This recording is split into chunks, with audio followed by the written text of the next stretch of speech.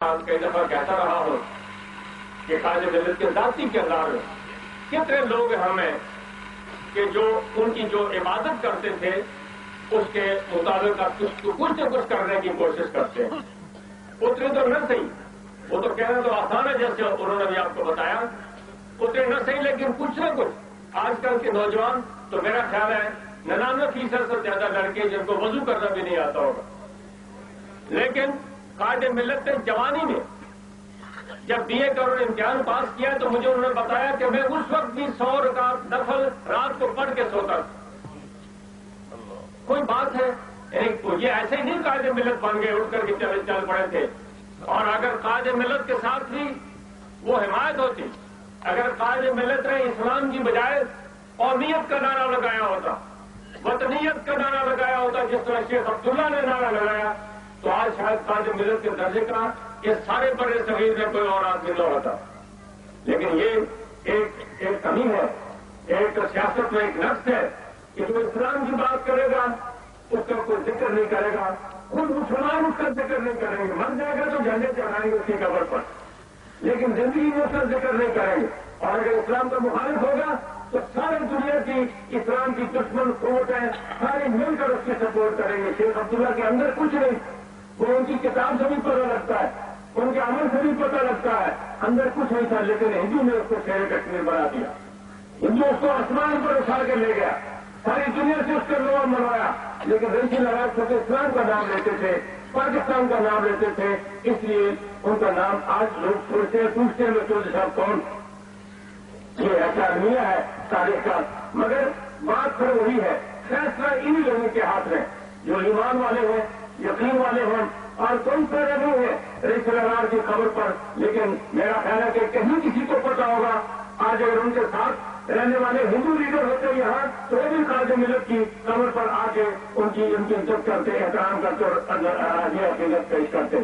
یہ وہ بات ہے جو میں اپنے جوان سال نسل سے, مسلم کانفرنس کے کارکنوں سے خاص طور پر کہنا چاہتا ہوں. ہم ایک آزمائش سے گزر رہے ہیں. یہ آزمائش وہ ہے جس میں اللہ کی امداد کے سوا نہیں نکل سکتی, یہ بات میری یاد رکھو. اور اللہ کی امداد بیٹھے بٹھائے ٹانگ پر ٹانگ رکھ کے نہیں آ جاتی. اللہ کی امداد کے لیے محنت کرنا پڑے گی, کوشش کرنا پڑے گی, امداد طلب کرنا پڑے گی. امداد حاصل کرنے کے لیے اپنے بساط میں جتنی کوشش ہے وہ کرنا پڑے گی. میں کشمیر سے آئے ہوئے نوجوانوں سے بھی کہتا ہوں, ان سے بھی کہتا ہوں, میں ان کی بھی حالت اچھی نہیں دیکھتا, میں ان سے بھی کہتا ہوں. ابھی مولوی مسعودی قتل کر دیے گئے اور ایک دو ایسے ہی لوگ قتل کر دیے گئے. ہم نے تو بھائی, میں آپ کو بتانا چاہتا ہوں کہ ہم نے یہ جو 32,000 روپیہ بیل فتح ہوا ہے, اس میں میری کمانڈ میں جو علاقہ تھا, یہاں بہت لوگ میں دیکھ رہا ہوں کہ زندہ ہے ابھی جنہوں نے وقت دیکھا ہے, ہم نے تو ایک کسی کافر کو, کسی غیر مسلم کو جس نے ہتھیار چھوڑ دیا ہمارے مقابلے میں, ہم نے اس کی عزت اسی طرح کی جس طرح کہ اپنی جان و مال کی عزت کی, اسی طرح اس کی بھی عزت کی. ہم نے مسلمان پر, کلمہ کو مسلمان پر ہاتھ اٹھانا تو دور کی بات ہے, لیکن ہم نے کافر پر بھی حق کے سوا ہاتھ نہیں اٹھایا. یہ اس لیے ہے کہ وہ فکر نہیں رہی, وہ نظریہ نہیں رہا, خلط ملط ہو گیا سب, اور اس میں دشمن نے بھی دخل دے دیا ہے. میں آج اس جلسے کی وساطت سے ان نوجوانوں سے بھی کہتا ہوں, ان حریت پسندوں سے بھی کہتا ہوں کہ یہ بندوق جو آپ نے اٹھائی ہوئی ہے, اس بندوق کے پیچھے ایمان ہوگا, اس کے پیچھے عقیدہ ہوگا, اس کے پیچھے یقین ہوگا تو آپ کو کامیابی ہوگی, ورنہ آپ سے زیادہ بندوقیں کافر کے پاس ہیں, پھر ان کو کامیابی حاصل ہونی چاہیے. اس لیے اس بات کا خاص طور پر اہتمام کرنے کی ضرورت ہے. اور مسلم کانفرنس کے کارکنوں, رئیس الارار کے ساتھ جو وابستگی, ہمیں تو فخر ہے اس بات پر کہ رئیس الارار کے ساتھ وابستگی ہے. رئیس الارار نے جس طرح یہ جو آج کشمیر میں وہاں تحریک چل رہی ہے, وہ تحریک جس کی وجہ سے چل رہی ہے, اس میں رئیس الارار خواجہ ملک چودھری غلام عباس سر فہرست ہے. اگر چودھری غلام عباس مرحوم کشمیر کی اس تحریک آزادی کو زندہ نہ رکھتے اور بے شمار مشکلات سے اس کو نہ گزارتے, ایسی مشکلات یہاں اسی جگہ بیٹھ کر سورن سنگھ اور بھٹو کی ملاقات ہوئی تو کشمیر کو تقسیم کرنے کے منصوبے بن رہے تھے. اور میں مسلم کانفرنس کو بتانا چاہتا ہوں کہ اس وقت پیغام آیا ایوب خان کا, چودھری صاحب کو پیغام آیا کہ چودھری صاحب سے کہو کہ اس میٹنگ کے بارے میں جو سورن سنگھ اور بھٹو کے درمیان ہو رہی ہے کوئی بیان نہ دیں. ان کا ایوب خان کا پیغام ہے, ایوب خان تو معمولی آدمی نہیں تھے, ان کا پیغام آیا اور پھر مسلم کانفرنسیوں اور وہ کیا بات ہو رہی تھی؟ سورن سنگھ اور بھٹو کے درمیان کشمیر کو تقسیم کرنے نقشے بن رہے تھے، اس پر نشان لگ رہے تھے اور اس وقت چودھری صاحب نے یہی محمد خان نقشبندی یہاں بیٹھے تھے، میں نے ان کو دیکھا ہے، چودھری صاحب نے ان کو بلایا، یہ اس وقت یہ پی پی میں تھے شاید، یہ کہاں تھے، ان کو بلایا اور کہا کہ میرا بیان لکھو ان کے خلاف۔ چنانچہ وہ بیان بڑی شخص اس سے چھپ گیا اور اس کو سازش کو چودھری غلام عباس نے ناکام بنا دیا۔ چودھری صاحب نے کیا کیا آج لوگ تقسیم کی بات کرتے ہیں، سمجھتے نہیں ہیں کہ تقسیم کیا ہونی ہے اور کیا نہیں ہونی ہے، اور باتیں کرتے رہتے ہیں، کشمیر کی یکجہتی کی بات کرتے ہیں لیکن سمجھتے نہیں ہیں، عملاً کچھ اور کرتے رہتے ہیں۔ چودھری صاحب نے کئی مرحلوں سے، ایک مرحلہ نہیں کئی مرحلے ایسے آئے جس میں کشمیر کو بچا کے رکھا، کشمیر کے نظریے کو بچا کے رکھا، کشمیریوں کے عقیدے کو بچا کے رکھا، اور آج خدا کے فضل و کرم سے کشمیری جانے دینے کے لیے میدان میں نکل آئے ہیں۔ تو میرے بھائیوں اور عزیزوں، مسلم کانفرنس کے کارکنوں اور عزیزوں، چودھری صاحب کی بہت بڑی امانت ہے یہ آپ کے پاس، اور اس کو اور یہ امانت اس لیے ہے کہ آپ اس کی وجہ سے زندہ رہیں گے، آپ اس کی وجہ سے کامیاب ہوں گے۔ چودھری صاحب مرحوم کو کوئی فائدہ نہیں پہنچے گا اس سے، لیکن آپ کو فائدہ پہنچے گا، آپ کی آنے والی نسلوں کو اس سے فائدہ پہنچے گا۔ بعض لوگ شکایت کرتے ہیں، کہتے ہیں کہ سب پاکستان نے ایسا کیا، پاکستان نے ویسا کیا۔ میں یہ گزارش کرنا چاہتا ہوں پڑھے لکھے لوگوں سے کہ دو باتوں میں فرق کیا کرو، حکومت پاکستان میں اور پاکستان میں فرق کرنا چاہیے۔ وہ بالکل بجا تھا اسکندر صاحب نے یا رائے صاحب نے، کس نے کہا کہ پاکستان نے تو بہت کچھ دیا ہے، آج کشمیریوں کی پناہ گاہ پاکستان کے سوا کون سا ملک ہے؟ کسی ملک کے کسی خطے میں 1 انچ زمین پر کشمیری نہیں جا سکتا سوائے پاکستان کی، یہ تھوڑا دیا ہے۔ ٹھیک ہے، اگر وہ یہاں لوگ توقع کرتے ہیں، میں سورن صاحب محترم نے جو بات کی مجھے اس سے خیال آیا کہ یہ کتنے مہاجر ہوں گے جو آزاد کشمیر میں آئے ہیں، شاید آپ لوگوں کو نہیں پتا، لیکن میں آپ کو بتانا چاہتا ہوں کہ ان کی تعداد 5000 سے زیادہ نہیں ہے ابھی تک۔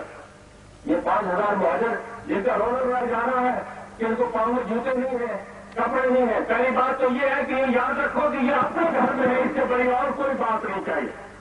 وہ وہاں بیٹھے ہوئے کافر کی توپوں کے سامنے جو لوگ بیٹھے ہیں ان کے مقابلے میں یہ اپنے گھر میں بیٹھے ہیں، بھوکے بیٹھے ہیں تو اپنے گھر میں بیٹھے، ننگے بیٹھے ہیں تو اپنے گھر میں بیٹھے۔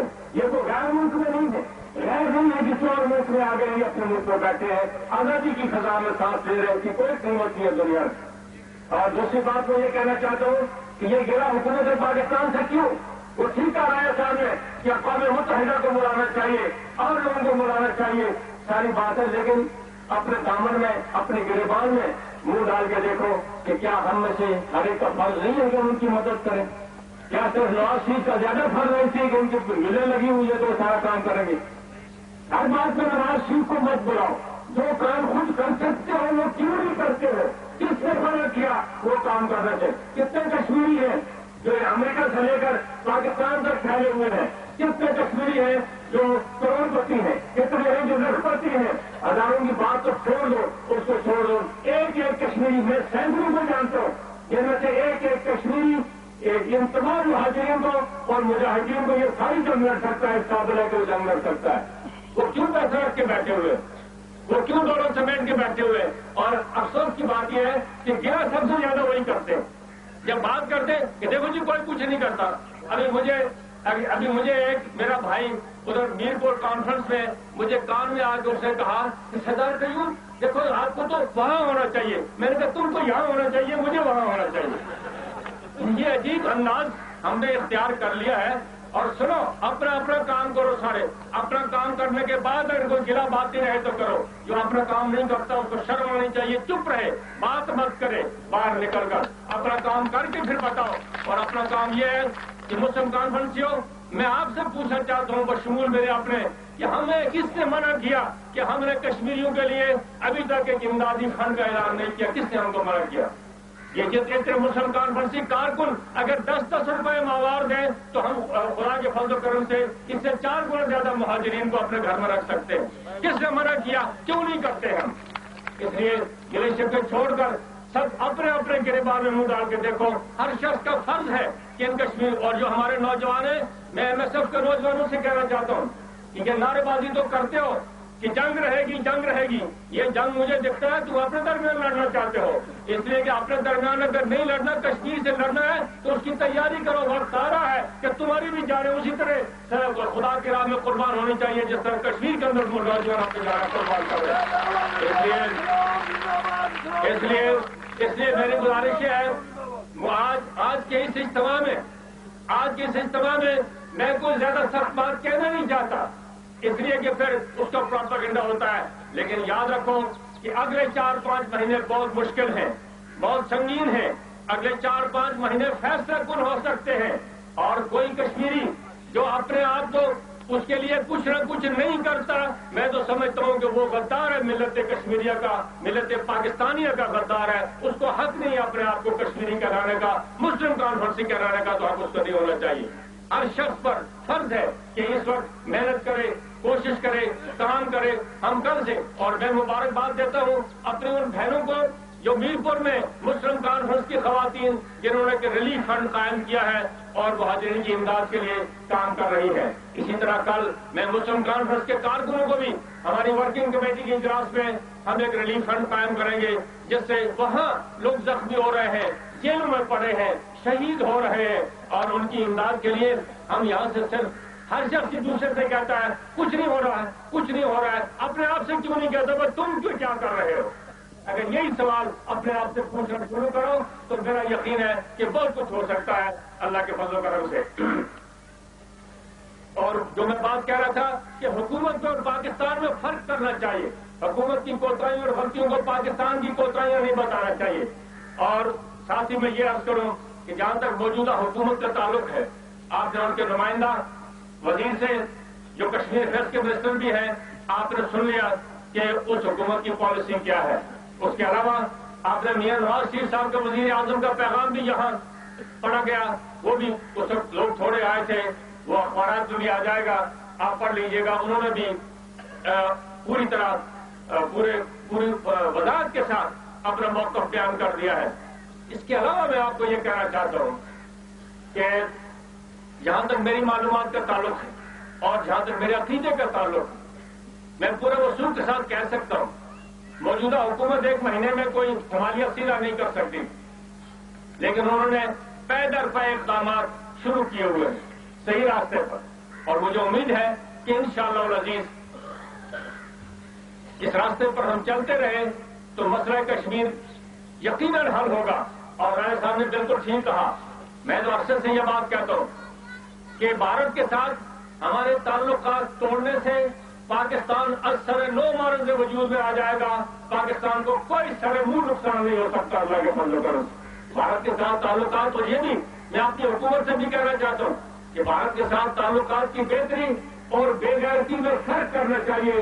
اگر کوئی چیز ہماری غیرت پر شامل ہوتی ہے آگے تو پھر اس کو ہمیں قبول نہیں کرنا چاہیے. اگر ہم نے امریکہ کے سامنے بے غیرتی قبول نہیں کی، بے حمیتی قبول نہیں کی، تو بھارت کون ہے جس کے سامنے اس کی حیثیت کیا ہے؟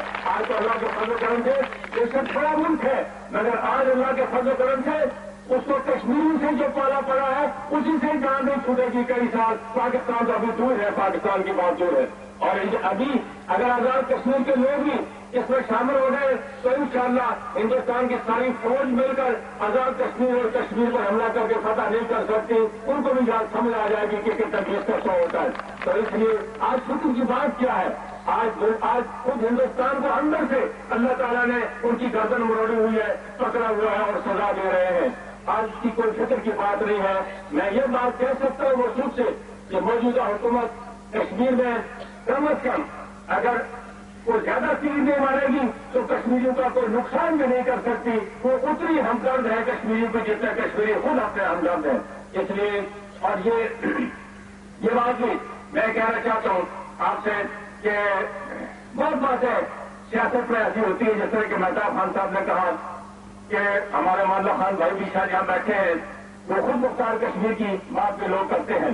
اپنی جگہ جو خود مختار کی بات کرتا ہے وہ کرتا رہے، ہمارا اس سے کوئی جھگڑا نہیں ہے. لیکن ہم کشمیر میں اسلام اور پاکستان کے سوا ہم کسی دوسری چیز کی حمایت نہیں کر سکتے. ہمارا نقطہ نظر بالکل واضح اور دو ٹوک ہے کہ ہم اور کشمیر میں جو تحریک چل رہی ہے، یہ بات میری یاد رکھو کشمیر میں جو تحریک چل رہی ہے مصلحتوں کی بنیاد پر بہت باتیں کہی جا سکتی ہیں، لیکن کشمیر میں جو تحریک چل رہی ہے اتنی مار کھانے کے بعد اگر کشمیریوں کو یہ سمجھ نہ آئی کہ ان کو ملت اسلامیہ پاکستان کے ساتھ رہنا چاہیے تو ان کی قربانیاں سب عکارت چلی جائیں گی، ضائع چلی جائیں گی، پھر ان کو اور قربانیاں دینا پڑیں گی۔ دیکھو ہوا نہیں آپ کے سامنے مشرقی پاکستان میں انہوں نے جانیں دے کر قربانیاں دے کر اس کو بنگلہ دیش بنایا، آج روتے ہیں بنگلہ دیش بنانے کے لیے، آج پھر پاکستان بنانے کے لیے 1 کروڑ آدمی مرنے کے لیے تیار ہو سکتا ہے۔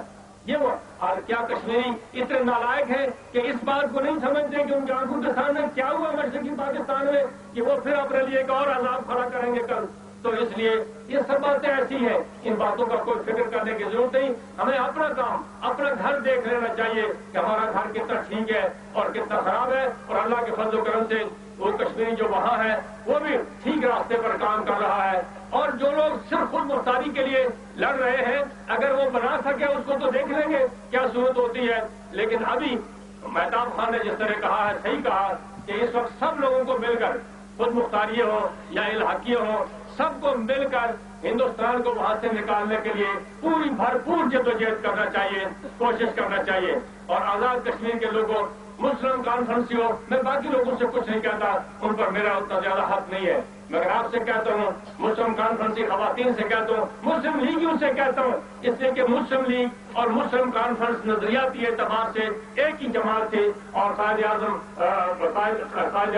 علیہ رحمت کے قیادت میں کام کرتے رہے ہیں۔ ان سے کہنا چاہتا ہوں، میں نے کل مسلم لیگ کی خواتین سے بھی یہاں کہا ہے کہ ان کا سب سے پہلے حق تھا کسی اور کو کہنے کی بجائے کہ وہ ریلیف فنڈ قائم کرتی، مسلم لیگ کی مرکزی قیادت ریلیف فنڈ قائم کرتی اور کشمیریوں کی امداد کا طریقہ دریافت کرتے، جو امید ہے کہ یہ باتیں بھی انشاءاللہ آہستہ آہستہ ہوتی رہیں گی۔ تو رئیس الاحرار کو خراج تحسین اور خراج عقیدت یا تعلق کی خاطر ان کے ساتھ قائم رکھنے کے لیے میرے بھائیوں، عزیزوں، بہنوں، معزز خواتین و حضرات، نوجوانوں، اس کا طریقہ یہی ہے۔ یہ مختلف یوتھ فورس ہم نے بنائی ہے، سراج کے جی کا قبیلہ پر دیا ہے، یوتھ فورس ہے، کوئی فلاں یوتھ فورس، فلاں یوتھ فورس، فلاں یوتھ فورس، قبیلوں کے نام پر، علاقوں کے نام پر، فرقوں کے نام پر، یہ تمام یوتھ فورس اگر اسلام اور پاکستان کے لیے ہے تو پھر تو جائز ہے، اور اس کے لیے نہیں ہے تو بالکل حرام ہے۔ میں سمجھتا ہوں وقت ضائع کرنے والی بات ہے۔ ان تمام یوتھ فورسوں کو اکٹھا کرو، ان یوتھ فورسوں کے کمانڈروں کو میرے پاس لاؤ، میں ان کو بتاؤں گا کہ یوتھ کو کیا کرنا چاہیے جا کے کشمیر میں۔ ادھر اندر بیٹھ کے ان ماؤں بہنوں کے سامنے یوتھ فورس بنتے ہو، یوتھ فورس میرے پاس لے آؤ، میں بتاؤں گا کہ یوتھ فورس کو کیا کرنا ہے کشمیر کے اندر جا کر۔ یہ سب اکٹھی کرو، تمام یوتھ فورس اکٹھی کر کے پاکستان یوتھ فورس بناؤ، ایک پاکستان کے جھنڈے کے نیچے لے آؤ ان کو، اسلام کی یوتھ فورس بناؤ اور اسلام کے جھنڈے کے نیچے لے آؤ، دیکھیے مسئلہ حل ہوتا ہے کہ نہیں ہوتا ہے۔ اور اس کے ساتھ میں اور باتیں تو اب بہت وقت ہو گیا، نماز کا وقت تقریباً جا رہا ہے۔ میں مسلم کانفرنس کے کارکنوں سے پھر آخری دفعہ یہ گزارش کرتا ہوں، نوجوانوں سے کہتا ہوں کہ اپنی جماعت کے اندر یکجہتی پیدا کریں، اتحاد پیدا کریں، اپنے دل کو متفرق نہ ہونے دیں کسی بات میں، اس لیے کہ دشمن کو اس سے زیادہ کوئی فائدہ نہیں پہنچ سکتا کہ ہمارے درمیان انتشار ہو، ہمارے درمیان اختلاف ہو، ہمارے دل متفرق ہو، اس سے زیادہ دشمن کو کوئی فائدہ پہنچانے والی چیز نہیں ہے۔ اللہ تعالیٰ ہمارے دلوں کو جوڑ دے اور ہمیں صحیح راستے پر چلنے کی توفیق عطا فرمائے۔ میں آپ تمام لوگوں کا پھر ایک بار، بہنوں کا، بھائیوں کا، عزیزوں کا، اکابرین کا، سب کا پھر شکریہ ادا کرتا ہوں۔ وہ آخر دعوانا الحمدللہ رب العالمین۔